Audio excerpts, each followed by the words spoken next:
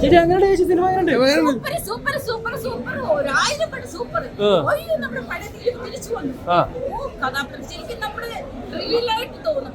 Means എങ്ങനെ പറയണേ, നമ്മുടെ ജീവിതാനുഭവം പോലെ നമുക്കത് ഉൾക്കൊള്ളാനും വല്ലാത്ത ദിലീപിന്റെ അഭിനയം സമ്മതിച്ചിട്ടോ.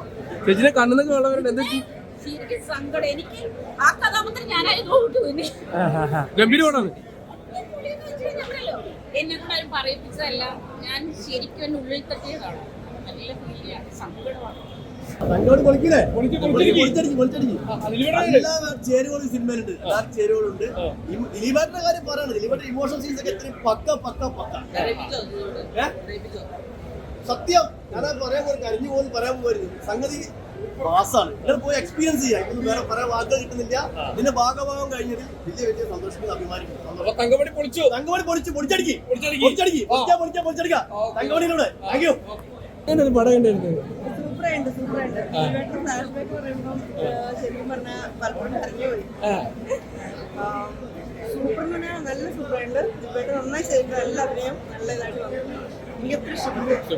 ഇമോഷണലായിട്ട് ഉണ്ട്, നല്ലപോലെ ഉണ്ട്. കാരണം ഇത് നടന്ന സംഭവങ്ങളൊക്കെ ഇങ്ങനെ നമ്മൾ കേട്ട കാര്യങ്ങളൊക്കെയാണല്ലോ. ഇത്ര നന്നായിട്ട്.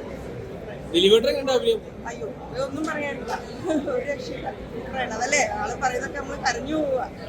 ആ ഫ്ലാഷ് ബാക്ക് ഒക്കെ പറയുമ്പോൾ എനിക്ക് സഹിക്കാൻ പറ്റില്ല. Okay, thank you. തകർത്തോ എല്ലാവരും കാണേണ്ട പടം തന്നെയാണ്. ഇതേപോലൊരു നാട് ഇങ്ങനെ ഇല്ലാണ്ടായതും നമുക്ക് ഭയങ്കര വിഷമം തോന്നും. നല്ല പടം, സംവിധായകൻ നല്ല ക്യാമറ അത്രയേറെ. ദിലീപേട്ടൻ പറയണം, എടുത്ത് പറയേണ്ട ആവശ്യമില്ല.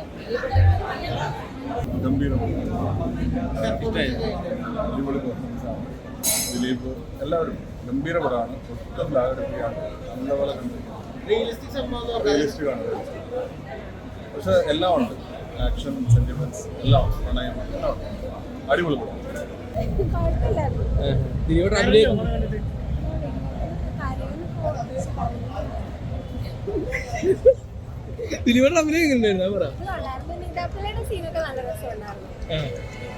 ഇമോഷണലി എന്തോ കണ്ണുന്നൊക്കെ വെള്ളം കരഞ്ഞൊന്നുമില്ല.